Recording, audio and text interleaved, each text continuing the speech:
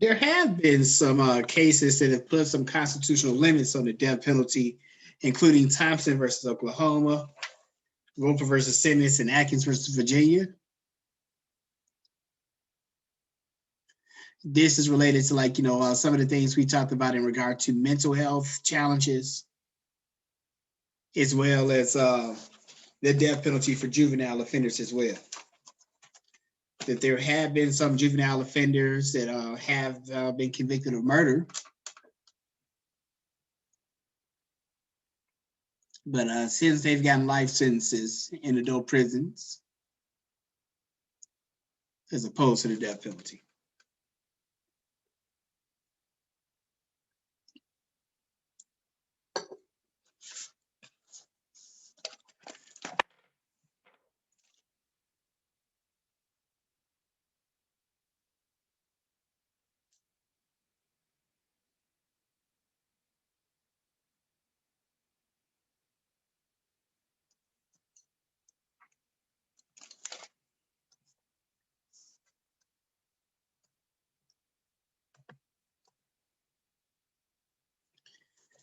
There are some special circumstances in some states.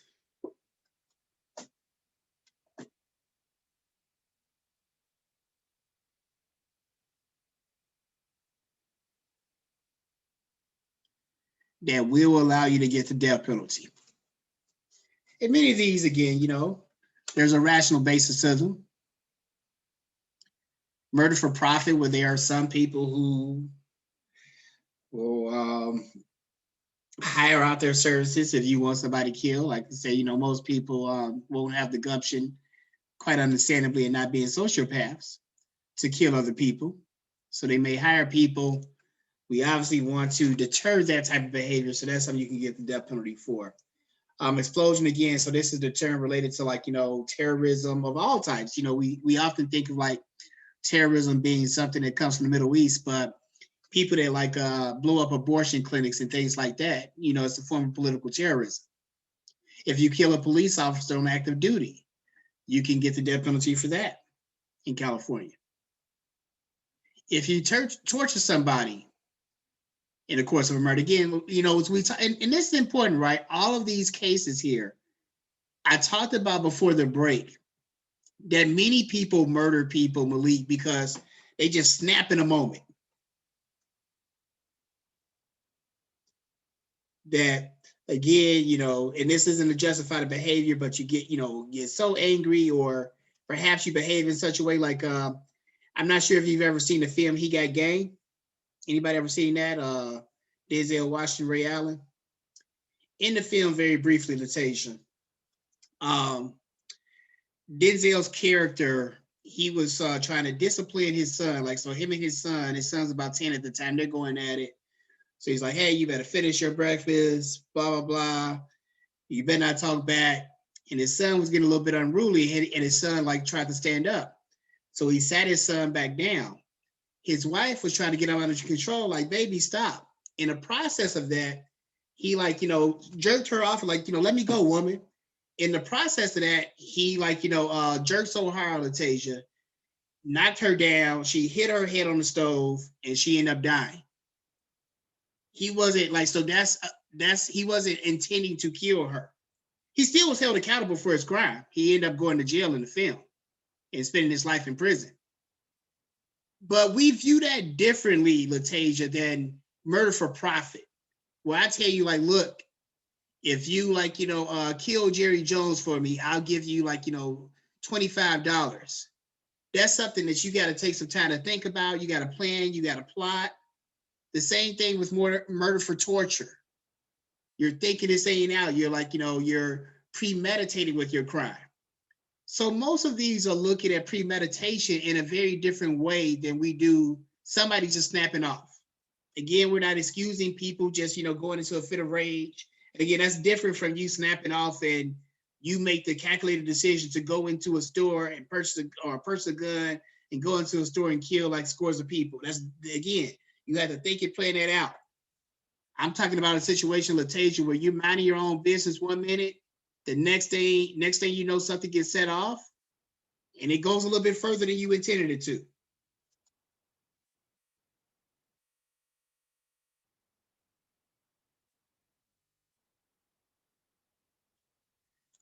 Again, we want to keep our streets safe from our most dangerous and violent criminals, but it's really important that we understand that this makes up less than 1%.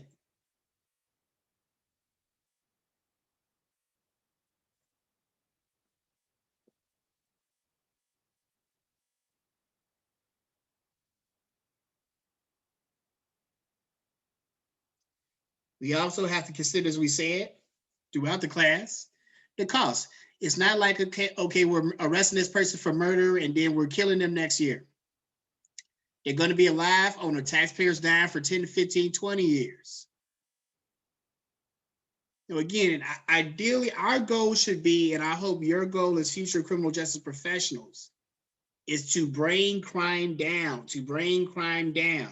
It keeps us safer, and it allows us to spend money on other things that are really important. Like, I don't want to be having my money being spent, man, and be keeping all these people locked up. Keep them like please keep Dylann Roof locked up, and I'll pay for as long as we need to keep them locked up. But ideally, we want to make less Dylann Roofs in the future.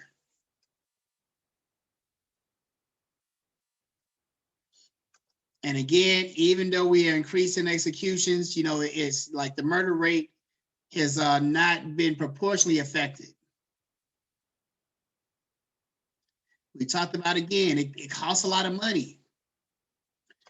The politicians, right, that get on TV and say this stuff, the simple-minded voters that think at the level of, like, a 12-year-old. Do bad, be punished. That sounds good. That doesn't take into account, like, all the costs that come along with it. And all the other residual effects. The legal fees, most of these cats are getting public defenders. That's our money. To pay for their housing, that's our money. If they got diabetes, if they got mental health issues, if they got HIV, if they got sickle cell, if they got asthma, our tax dollars have to pay for such things.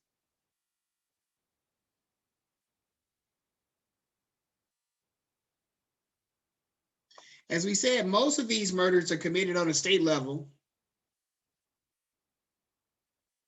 And between 1963 and 85, there were no federal death penalty cases at all.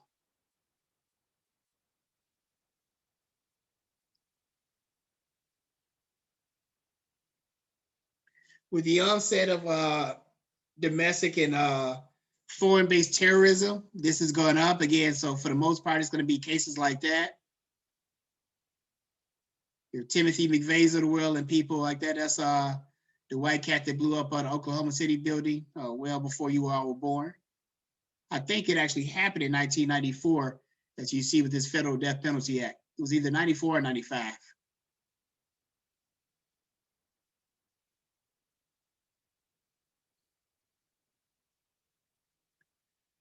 So one of the things you always want to make note of in looking at the law and some of these precedents and policies that have passed, you always want to be aware of what's going on with the wider political situation as well, because that plays a major role in terms of, some of the laws and policies. Like the laws and policies tell you or give you a hint to what was going on at the time. Some of the different methods of execution. Again, we talked about electrocution, people getting an electric chair. There's also lethal injection, but I put Joseph Rudolph Wood there because he was somebody that got lethal injection, because we think about it as being a more peaceful murder. It's peaceful for us because when somebody's in an electric chair, we can see them suffering. With lethal injection, it just looks like they're peacefully sleeping. Almost like they die of natural causes in their sleep. How nice. It's not what's going on inside. So we don't get to see all the convulsions anymore, but all those things are going on internally. There are crazy things going on inside your body while this is going on. And sometimes Much like with the electric chair, this doesn't work either, and it extends the process and it causes some suffering in people. There was one state, I want to say Oklahoma, they stopped using they stopped doing it for a second because some of the ingredients that were in the lethal injection cocktail were proven not to be as effective in terms of actually killing people. It was extending their suffering. In many states, again, like even though like so there are only a few states, I think like Oklahoma, Utah, and one other state that still utilize firing squad. In those states, Malik, like you can, if you get the death penalty, you can choose which way you want to go.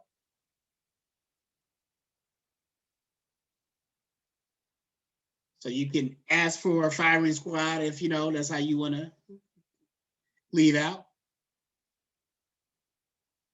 But most states are going to, the vast majority of states use lethal injection. And like I said, that's mainly just to make it a little bit more appealing to the public. If the public doesn't think you're suffering, it's easier to support televised murder. But if you're going to discuss the death penalty in an intelligent and informed way, and I hope that you will do that in all of the things that you're exposed to in criminal justice, that's been challenging at times, it's really important that you look at the data in terms of how race, much like it informs so many other aspects of the criminal justice system, informs the death penalty. That even though Black people make up just 13% of the US population,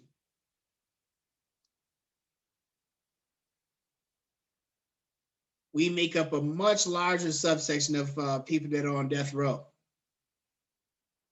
And then one of the things that you really want to look at here, Latasia, is like, it's not even just, okay, like, because let me be clear. If Black people, if any race of people murder somebody, I am the stern belief, and this ain't going out on a limb by any means, that obviously you should be held accountable for your crime. So it's not trying to say that Black murderers and white murderers should, should be punished in different ways. We just want equal justice. And it doesn't seem like that's happening. And then when you look at who you're actually killing. So if you're a gangbanger in Los Angeles and you kill another Black person, Malik, the statistics show overwhelmingly you way more likely to get off for the death penalty than if you kill a white person. So if you kill me, you not hell. If you kill me, not only are you not going to get the death penalty, you probably won't even go to jail because a lot of times those cases don't get prosecuted. But do your own research as always, Latasia. But when Blacks kill somebody white, there's a much large. So again, we see a value here on human life. And if you love Black people like I do, I hope that you'll look at these numbers very seriously. A lot of times, again, like I said, I know there's a lot of inconvenience for people, within the criminal justice system, particularly people that are working in it already. Police don't want to look at some of the data that shows, like, some elements of racism within their ranks. And again, that's understandable. Nobody wants to see themselves in that light.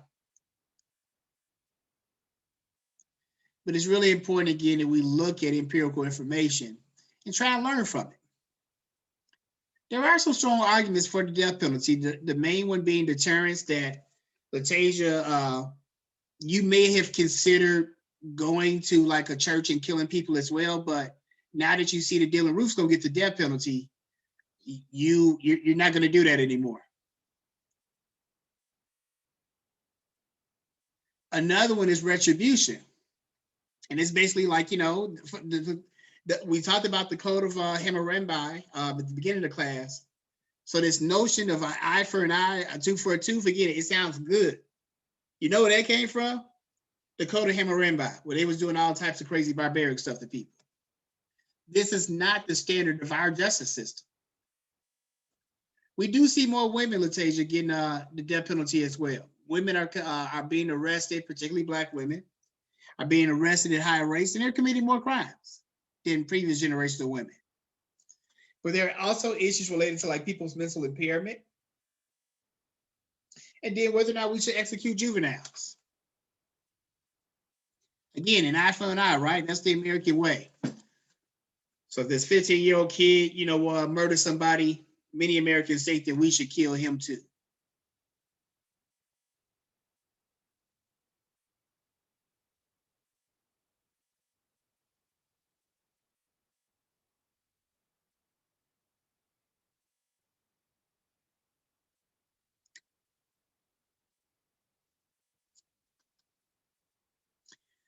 When we talk about death qualified juries, there are people again who have more opposition to the death penalty, where they feel like that they would not rule anybody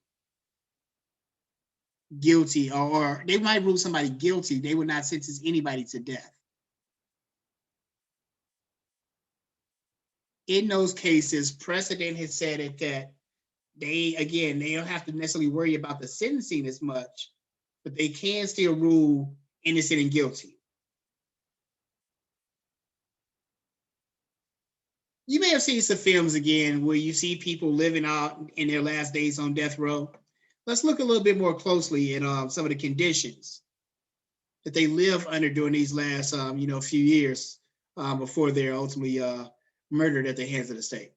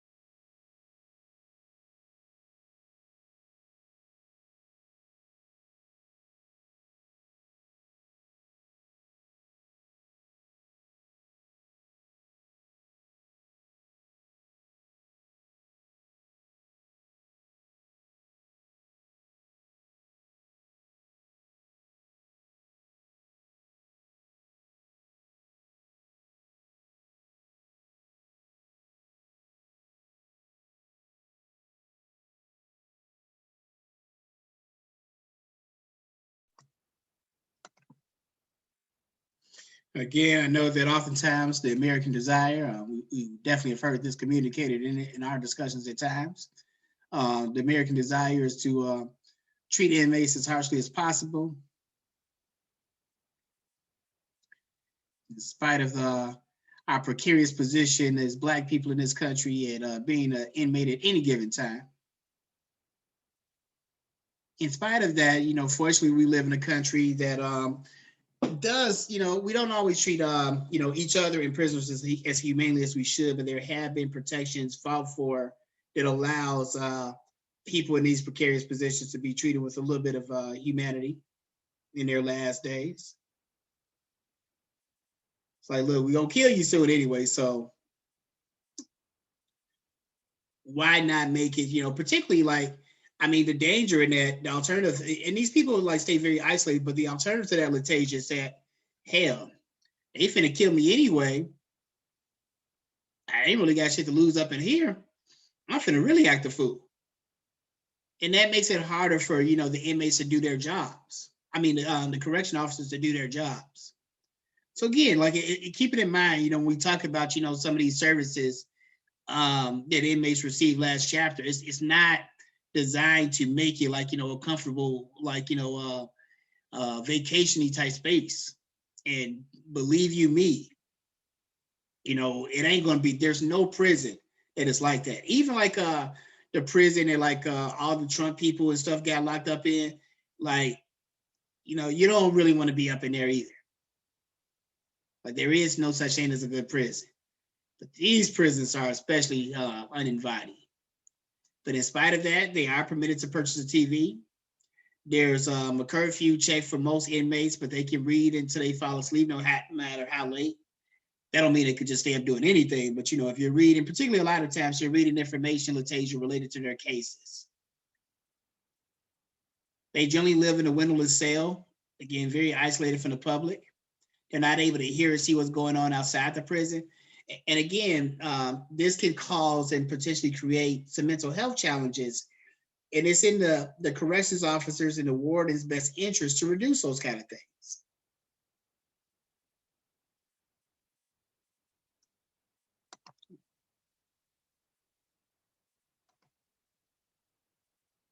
The staff itself. You have mental health personnel that visit pretty frequently with them. As again, obviously their mental health is going to be very strained.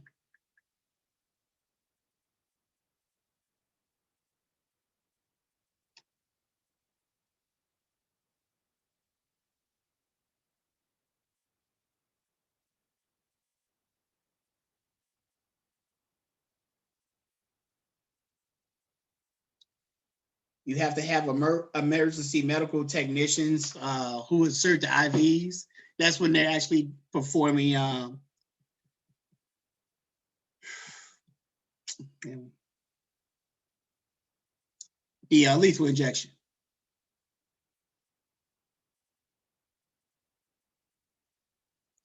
There's a chaplain who will read last rites.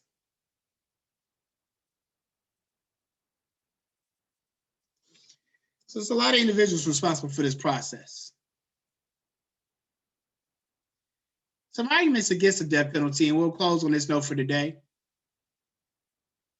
It's the arbitrariness. Like, so there's no, and we saw this with some of the data that we looked at previously, is that the death penalty obviously doesn't seem to really be organized or administered in a very structured and sensical manner.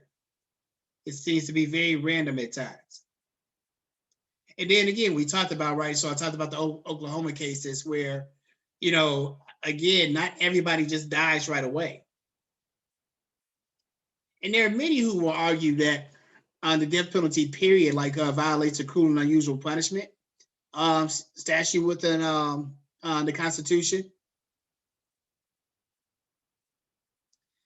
But this is an argument that is definitely carried today in most of the world. It's actually carried today in much of America. But here in the good old American South, it is likely that the death penalty will persist for some time. We'll leave it there for now. We'll resume at 2 o'clock on Wednesday. Make sure, again, you keep reading, turn in your papers on time through e-learning, and make note, again, the final exam will be sometime next week. I'll send you an email notice about that sometime over the next day or two.